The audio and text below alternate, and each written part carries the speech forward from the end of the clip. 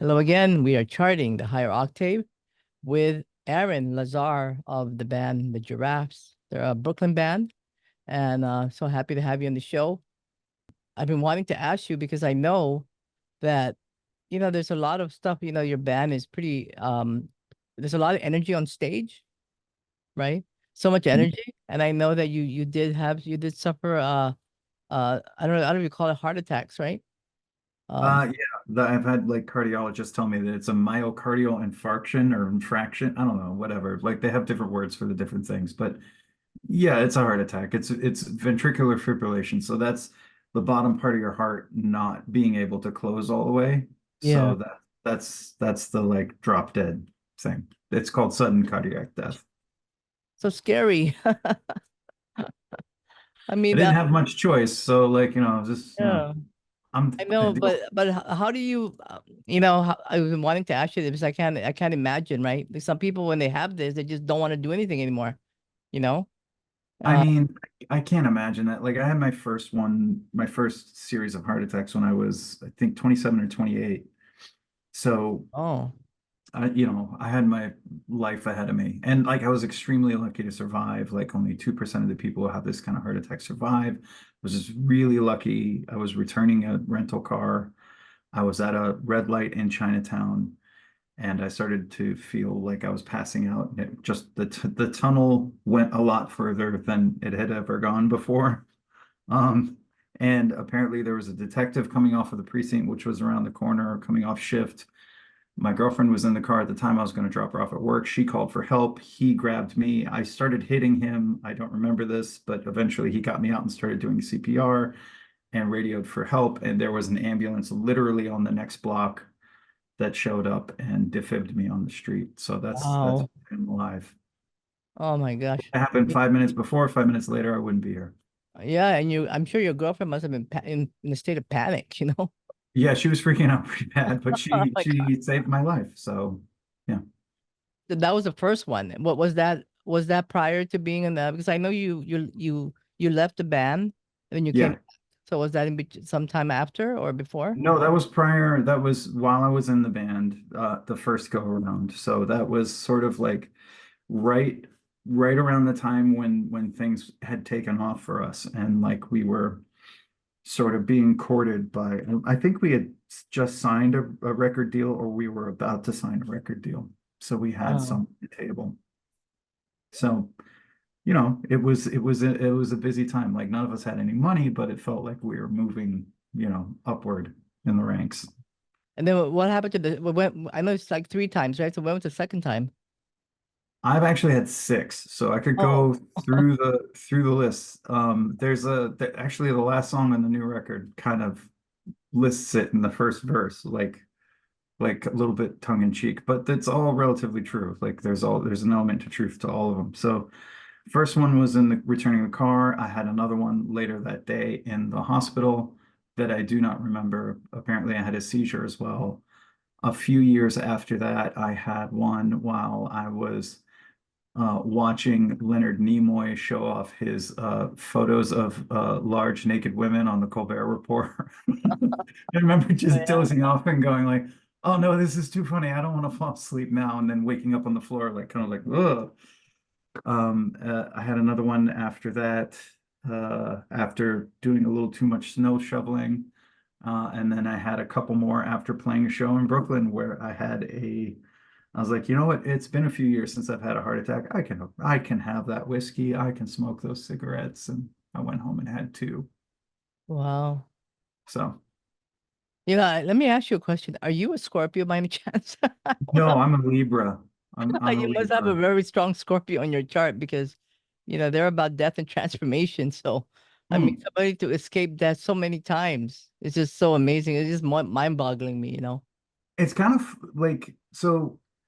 Yeah. So before this whole death thing happened to me, like I was like we were talking earlier about like goth scenes and stuff like that. Before the death actually happened to me, I would say that I was definitely like a bit more goth adjacent, you Uh-huh. know.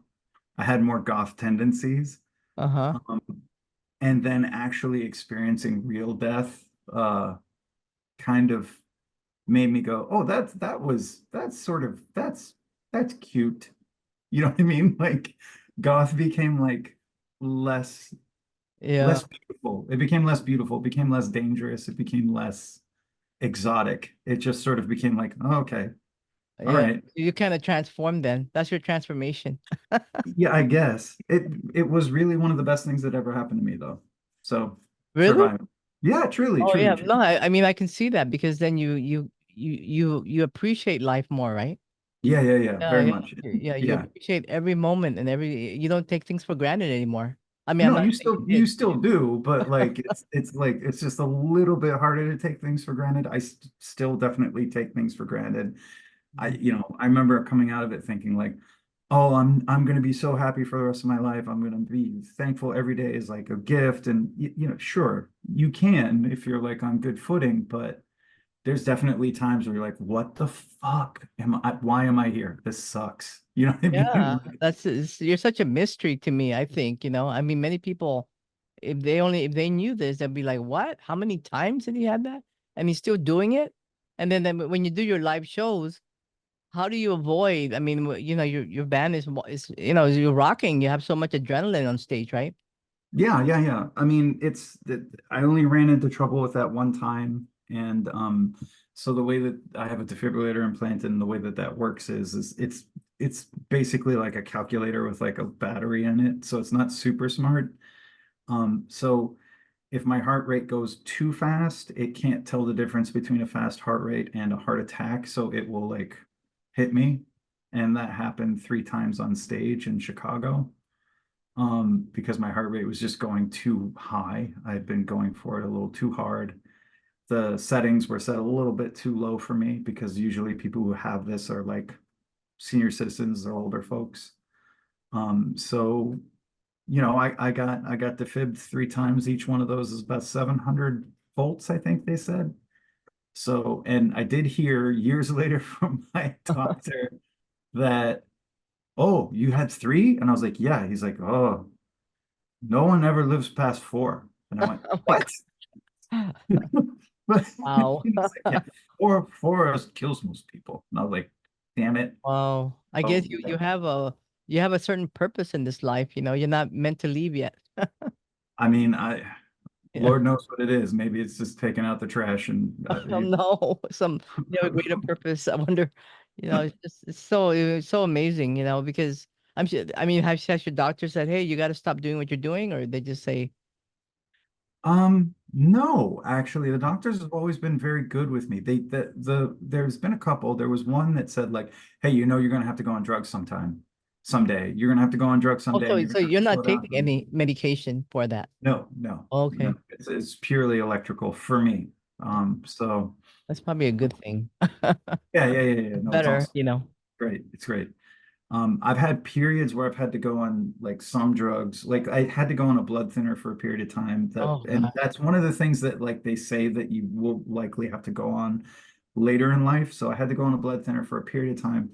So I know what that's like. That sucks. I Yeah, mean, because most, blood thinners, if you can't fall down, yeah, if I you mean, drink. you can't do a lot of things. You can't have an alcoholic beverage because it's just Yeah. instantaneous like hangover.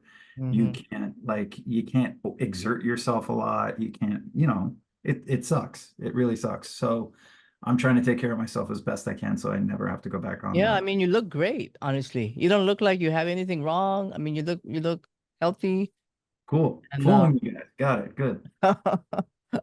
that's great. After so many, I mean, you would think, right? Somebody who has this will be like sickly already. I mean, you don't look sickly at all, which is great. So you are a Scorpio deep down inside. Okay.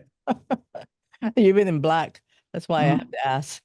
But I know you're the lead vocalist for the Giraffes, and I always wanted to ask you as well, the Giraffe. Why did you guys? I know it's probably not you that named it, but It what? wasn't. Yeah, no. Yeah, It was the story that Damien, the guitarist, named it with Damien and Andrew, the guitarist and drummer, respectively, have been playing together since '96 under this name. yeah, I didn't join until 2000, 2001. And they played originally without a singer. So it was sort of like a metal surf instrumental thing. And they had a gig and they didn't have a name. And so like it was just sort of like, what's our name? I don't know, Giraffes. Okay, cool. And that was it. That was, just randomly chosen. Well, the giraffe in the animal kingdom is like a really powerful animal because they have a really strong kick. That's And, true. and Yeah. the lions and the lioness are afraid of the giraffes. They wouldn't want to dare because like one kick can just kill them, you know?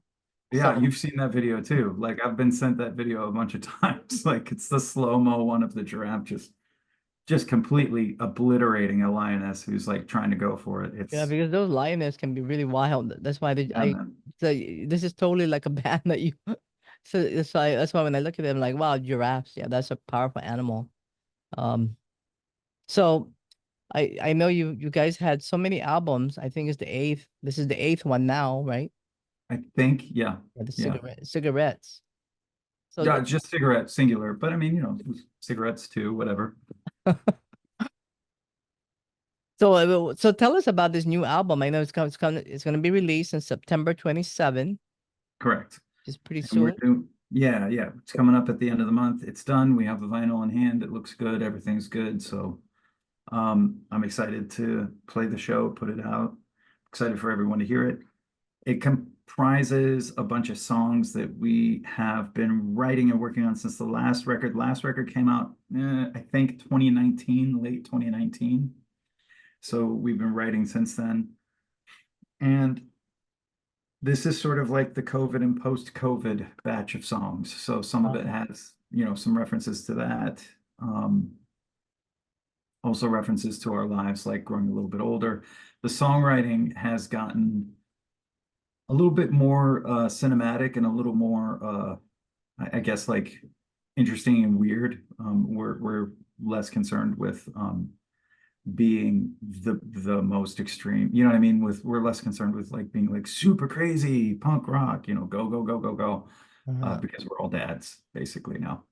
Um, and our newest member, Hannah, has been really instrumental in helping us sort of like focus on songwriting and serving the songs. And having her is like kept us from the boys from fighting with each other Oh too much. yeah, So that's so great. it's good. Yeah. Now I know prior to coming prior to joining the band, and they were pretty instrumental, right? And when you came in, it was Yeah. you were the first vocalist, right? How was that? How did that was that must have been a big change because that's great to have I mean, lyric. yeah, they had been told, I guess, from like people, like industry people and stuff, like people they respected, like, listen, you guys are awesome, but you need to have a singer.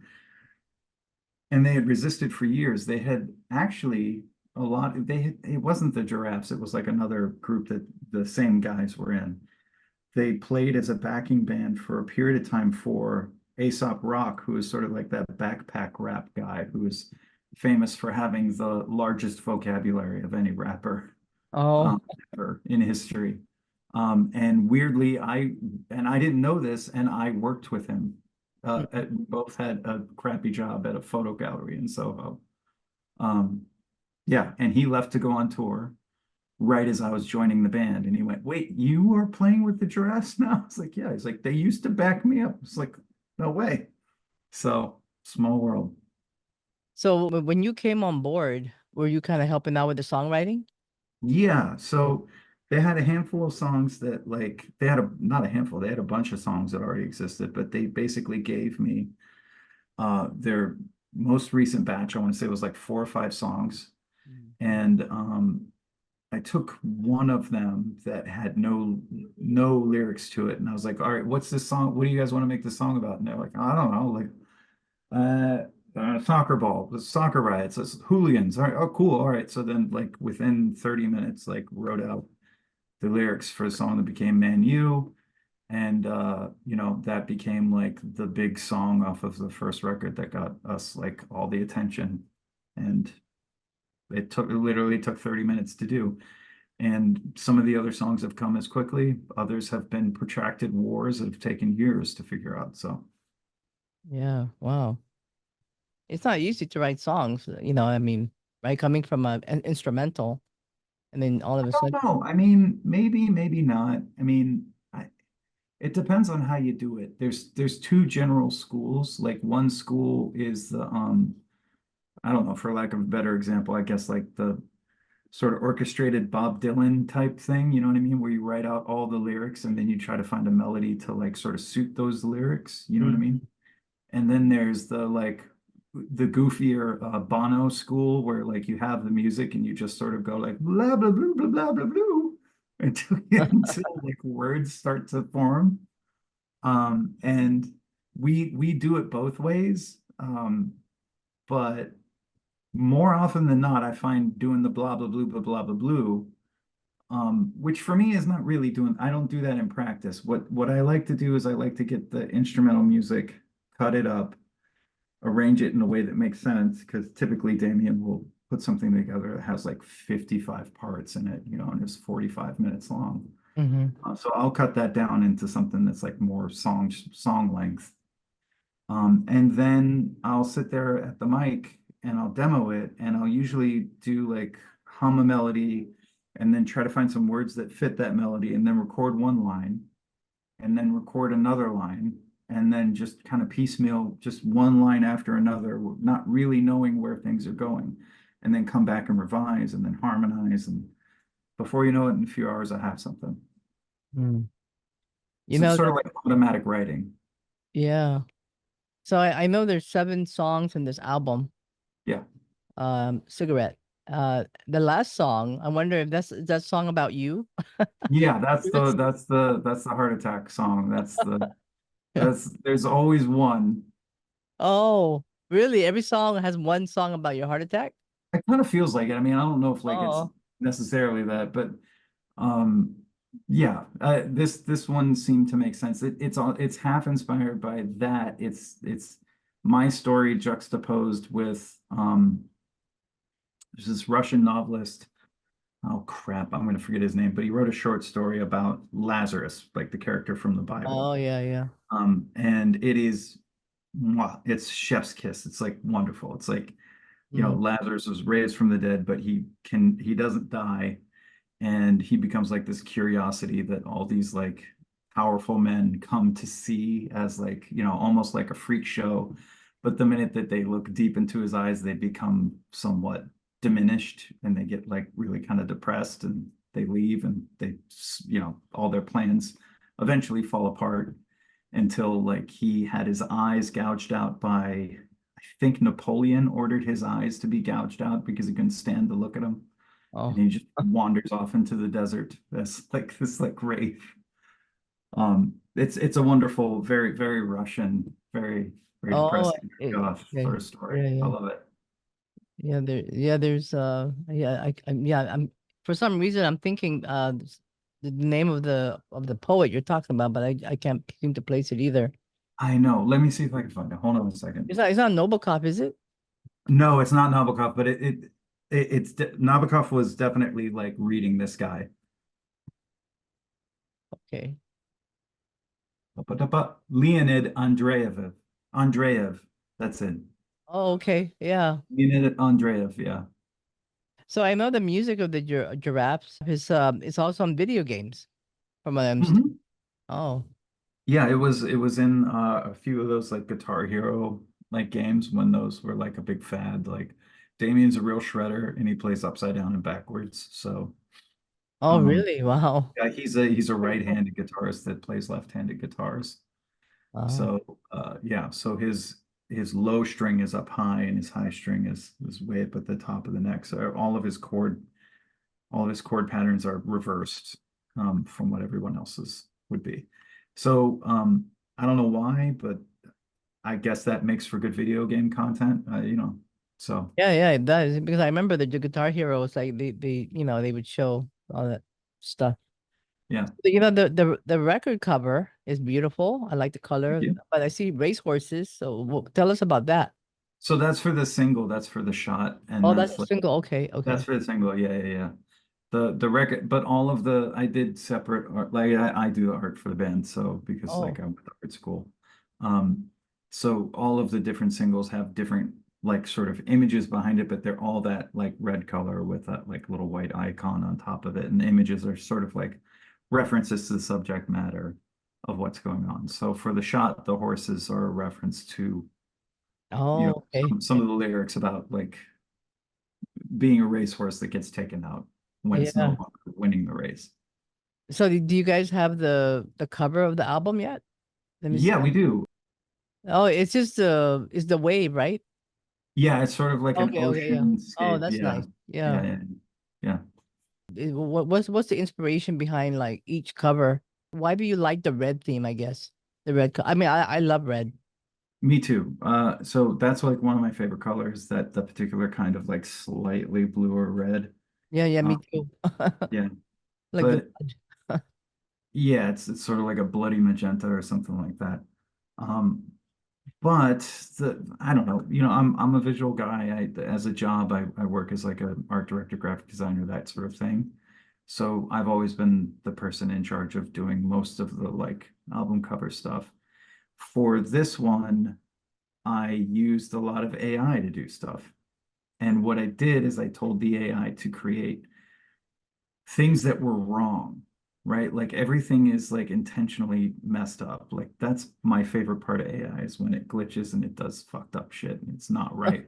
Or if it's attempting to do something like, say, like I love it when AI is like, oh, make this look like it's a woodcut from 1787. You know what I mean? And then it will do that, and it's almost right, but it's not quite right, and you can't quite put your finger on it. Mm. That's what I like. Oh yeah. And doing series of these, like I did hundreds, if not like thousands of different images, just generating things and seeing what on. It takes a long time to get it right. Yeah, but I was also putting in prompts that were like meaningless, like, like borderline meaningless poetry type prompts, to see like what the hell would come out of it. You know Oh what I yeah, mean? To see, to play with that. And the ones that I wound up using for the cover both came from a prompt series of probably about, I don't know, 200 images that were all about like a miasma of poison over primordial waters or something like that. Something very William Blake that like has almost no connection to the real world. And it came up with these sort of like primordial, like seascape type, almost biblical looking things that I quite liked. I was like, okay, yeah, that's wrong enough to be right. So let's use that. So I know this album was mixed by Grammy-nominated producer Francisco Botero. You know, I was where did I hear about him? I talked with somebody who had this who was working with him as well. I just can't remember who it was right now. But Yeah, he's did worked you, with a ton of folks, so I don't, yeah, it could be anyone. yeah, Francisco is one of the most lovely guys ever. And he has a wonderful ear, and he's super, super professional, musical, wonderful, excellent, excellent, excellent guy. yeah. So how did you guys get connected? I mean, do you guys know him from before? He's been working with you and other. He started working, he's from Colombia, and he came to the United States to work with Oh, Joel Hamilton, who is the guy who started Studio G in Brooklyn with oh, Tony McCloney. So Joel and Tony started Studio G, and then when Studio G started growing, that Francisco, I think, was one of the first people that they hired.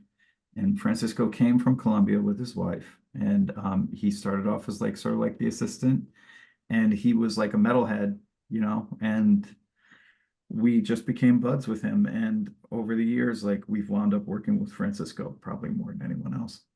oh, great. No, that's great. Yeah. So I know you guys you're going somewhere, right? There's a show coming up.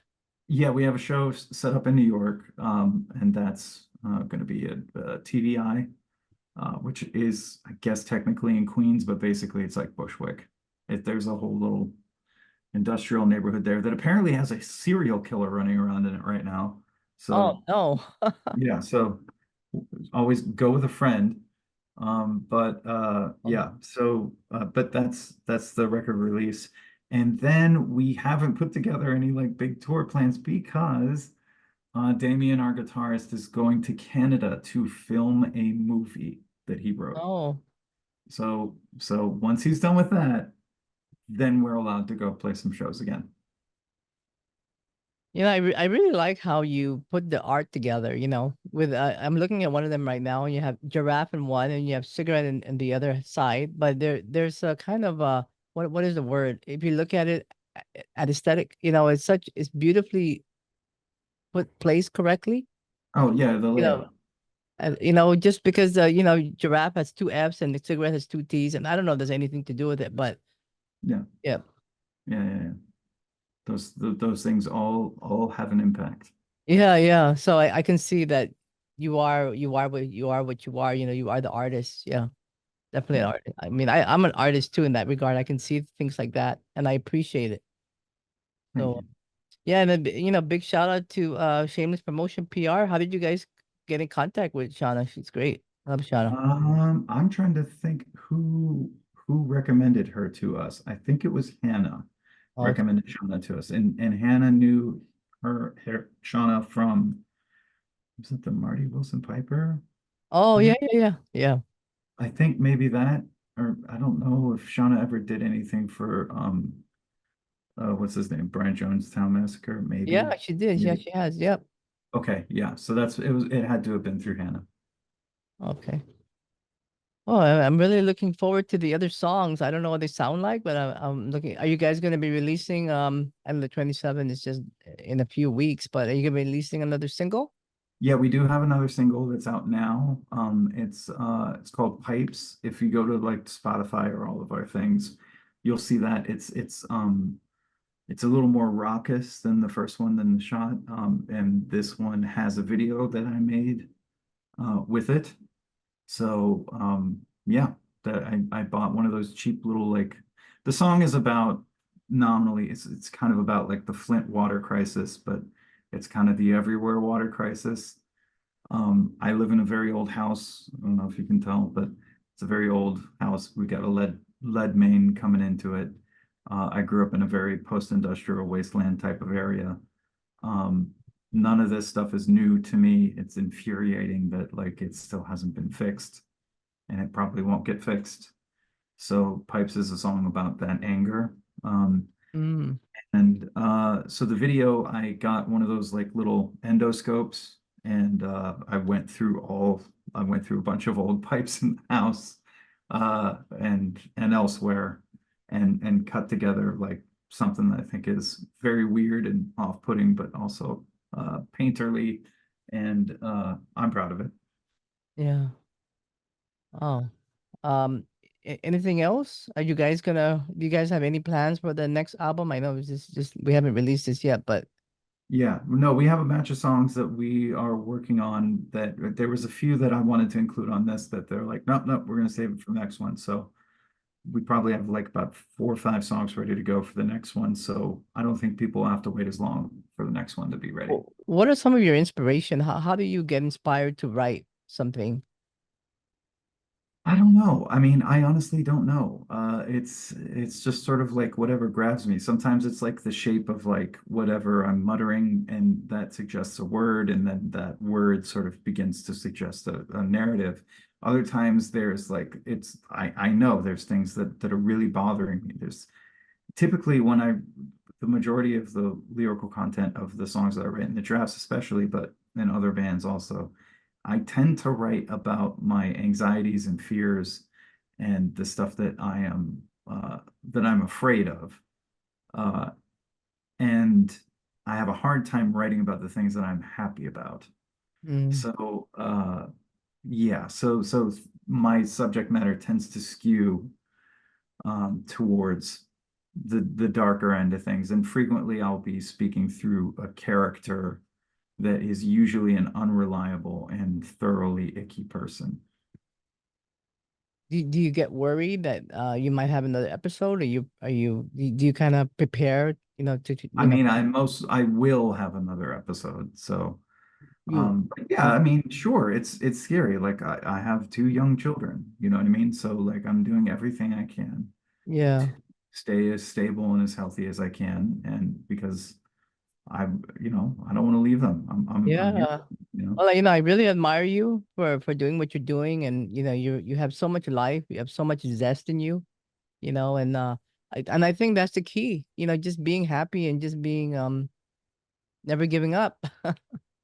I mean, yeah, I guess Take I care of don't know what, yourself. yeah, I don't know what, I mean, I guess I know what giving up is sort of like, but that gets boring. So like after a while. So uh for me, the biggest thing to overcome is just like the thing I had to overcome in my youth was feeling ridiculous, and now I could care less. Yeah. So, yeah. Well, big shout out to you, you know. I mean, I wish you guys the best. And I mean, this is really a big deal, you know. I don't if people are listening to this, they'll say, "Wow, I can't believe that." But he looks great and he looks wonderful, and you're so what do you you have so much great positive energy in you, you know. Well, thank you. So, you know, but best of luck with the new album, and I'm looking forward to hearing the rest of the songs and tracks. And yeah, Thank you. Thank you. Yeah, I think Shauna has a link in there for you. So I look do. for it. Yeah, I have Okay. the link, and yeah, I love the red. It's my color too. Nice. Yeah, thank you. So so thank you very much Thank for you, Aaron. asking me to speak. Okay, Take and care. I'll be sure to tag you. Are you guys on Instagram? For All right. sure. Thank you so much for the Thank opportunity. you. Okay, All right. bye. Take care.